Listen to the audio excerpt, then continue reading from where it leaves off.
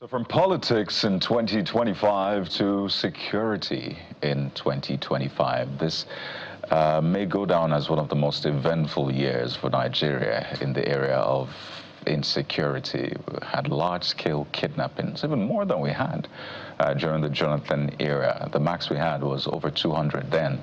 This year we had over 300 targeted at schools, vulnerable people, and maybe for the very first time we had the United States saying, well, we're going to get involved, and they actually got involved. So let's walk through this year and maybe look at what will play out next year. By way of prediction, we're joined by Mr. Hamza Talba, a political risk analyst, joins us live from our Abuja studio. Good morning, Mr. Talba. You're welcome to the program. And good morning, Mr. Khalidi. I'll just get right into it. This year has left a lot more to be desired when it comes to insecurity. And the president has also been speaking. In fact, he met with the leaders of Christian Association of Nigeria recently, just before he left the country. And he made a statement that was quite striking, saying, for all those who are asking, the rhetorics around what's happening to the terrorists, was there a negotiation, was there ransom paid, that all of that doesn't matter.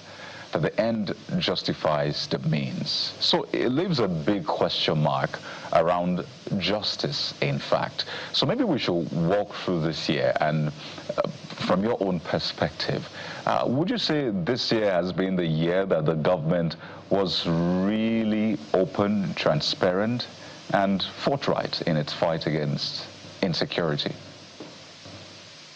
Mr. Khalidi, thank you for having me again.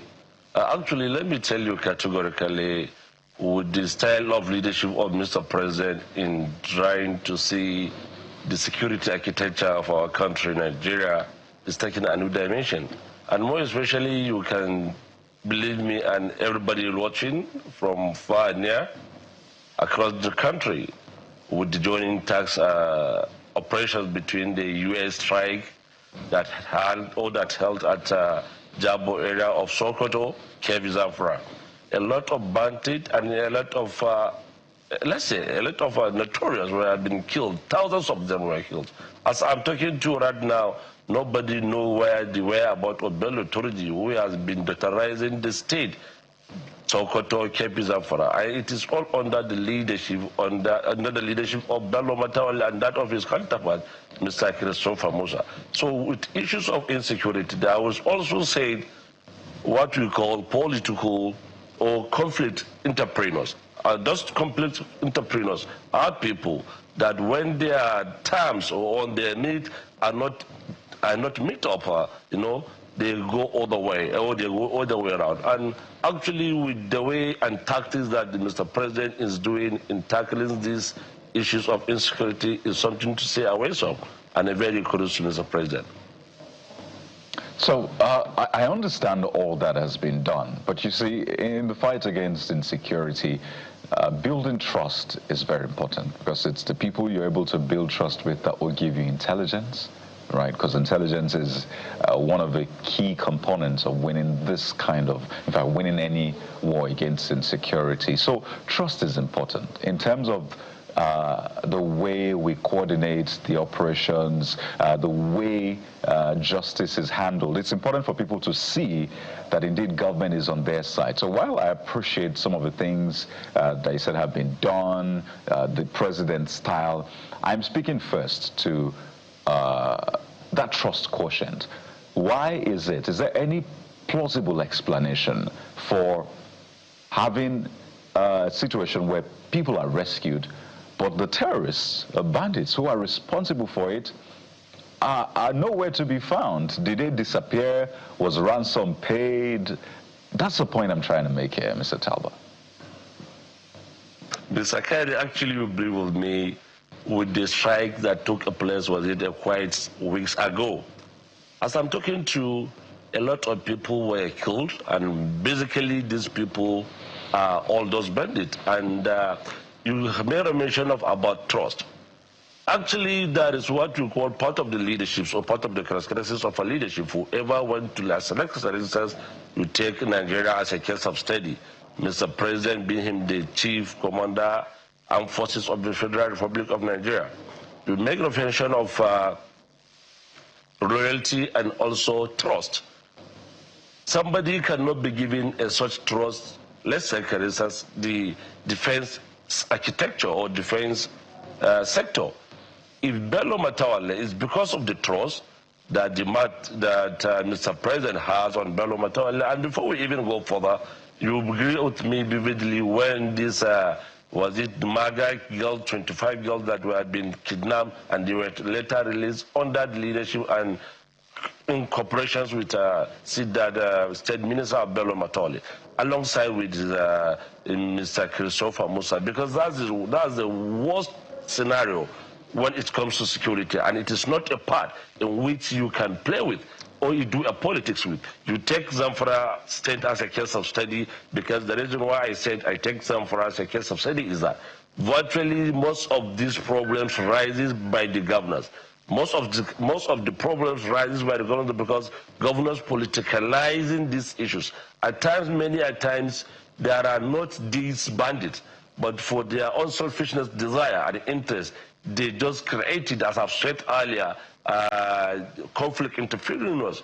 Secondly, Mr. Kayode, you will agree with me, and this is what I'm going to say is that ever since the emergence of Mr. President Bola Ahmed Tinubu as the president of Nigeria, there's no any state governor that has not been given at least 400 to 500 billion naira as fuel palliatives, I may say. What have they done? What have they done with that money? Actually, they should have been able to utilize those money. A hungry man is an angry man. When there is no proper channels, when there is no proper social amenities, when the people and on the governors, they are not up to people. You can see how, as we are approaching 2027 elections, I've heard about you when you talk about a lot of things, issues of Obi coming or articles stepping from him. So they are not after people. All what they are after themselves. And we want to call categorically across the country, issues of security or issues of humans, it's not something that one can be able to do a politics with. I take Zamfara State as a case of study. You could remember vividly that Mr. Dauda Lawal, when he went to Sadam from about a kilometer, 102 kilometer from Gusau, that's from Zamfara Gusau to that Sadam. A lot of incidents happen. A situation whereby you have insecurity in your state. It is not about road constructions that they are after. All what they are after, you just need to assure their safety, amenities, social health care. This is what you should be prioritized on. And what we call in leadership a clear communication. Because if there is any state that should be safer, it's Zamfara. You ask me why. The State Minister of Defense is from there. And the reason why his nominations was being based on this assertion, because he knows the trajectory when Buhari as a president was there. So what I'm calling here is that if a governors can be able to collaborate with the Ministry of Defense, I know definitely a lot of issues of insecurity might have become a history in Nigeria. Your thinking is quite, different and a departure from, what is generally at the center of the debate. Where defense is concerned, and that's where I'm headed. You have given the Minister of State for Defense a lot of credit, particularly when it comes to his role in the release of those who have been kidnapped. But let's go to the other side. Pardon me, let me land. Okay. Let's go to the other side of the conversation as well. This is against the backdrop of comments by his aide, who has been speaking in recent times, who has now, by the way, also been sued to court by his former boss, Mr. Kamara, who has drawn our attention to allegations that the minister, while he was governor, bought cows for bandit leader Bello Turji Halilu Sububu. He also talked about how allegedly, I'd like to point that out emphatically, allegedly, the minister, while he was governor, had a police squad that, allegedly killed for him, or also, preserved the lives of those that he wanted to preserve, amongst other allegations that has come through. And Bello Turji himself has come in a video to speak about his relationship with the minister while he was governor. Isn't this an integrity burden on this administration, which, by the way, has been painfully silent about all these allegations that have come through? Certainly no.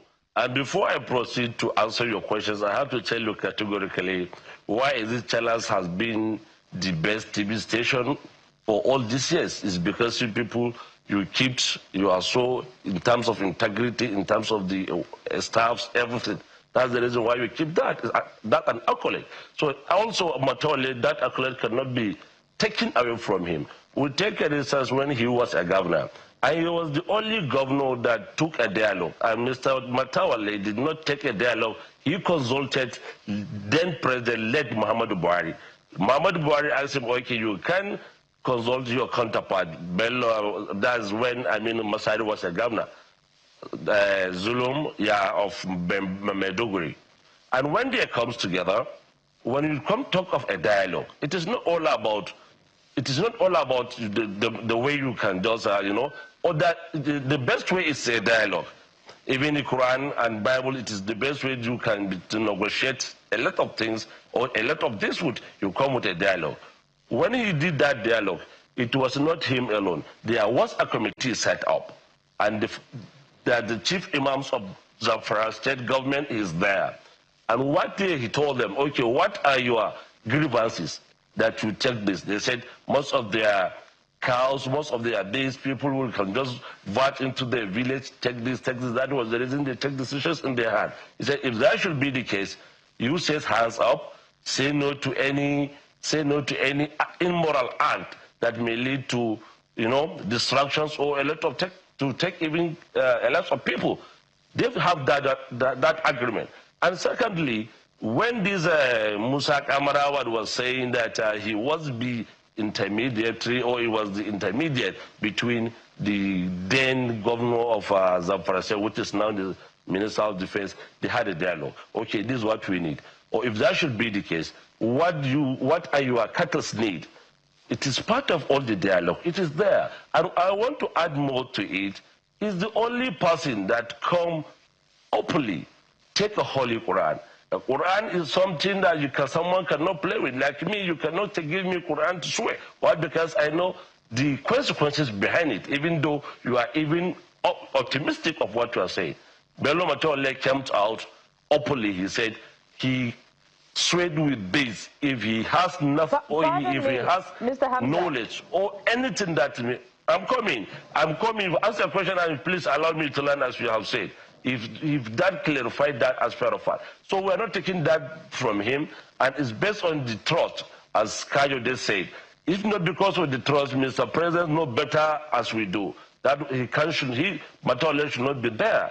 If not because of the trust he has for him. He lost his own seat because of the trust that Mr. President and on him to coordinate Northwest for him. So you can see it's not something Matawalle can come and play with it. So if you have landed now, sir, are you saying that what transpired while Mr. Bello Matawalle, between him and Bello Turji and the others, was a peace dialogue? You're in fact telling us that there was a relationship. No, actually, let's select an instance. This is a medium, whereas I can be able to pass my information. I cannot be able to pass the information if I might be in my home.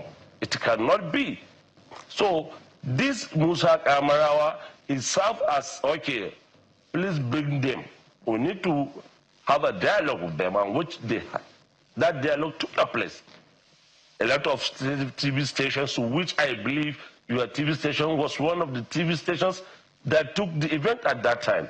So what I'm telling you here categorically with people, because we are talking about the honesty, we are talking about the trust, because there is not any ministry that the kind of the trajectory or the kind of confidence or the kind of politics is that of defense. And Mr. President have taken it very important and issues of sacrosanct to see he not to give those that have passion for him. Because in leadership stability and political value, whoever you can entrust with, that somebody must have a passion for you.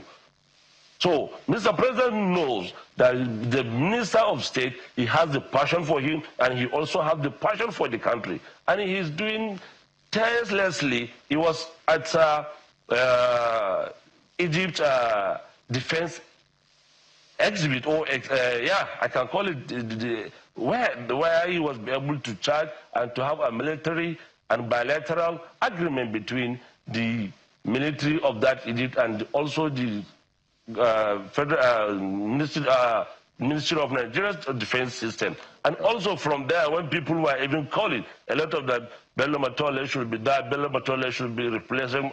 He was busy in Saudi Arabia, still having a bilateral agreement to see how he can be able to bring these issues of insecurity end under this administration is right. Tinubu. But the point still remains that justice has to be seen to be done as well. While there's a lot of behind-the-scenes work, negotiations, Nigerians must see these terrorists arrested.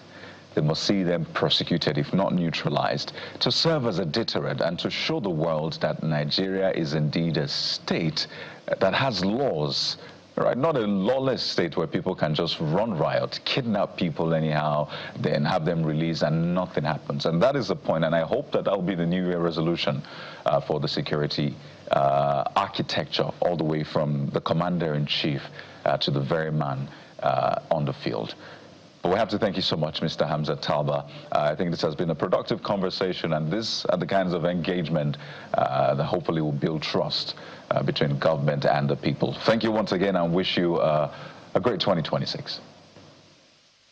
My pleasure, Mr. Khaled.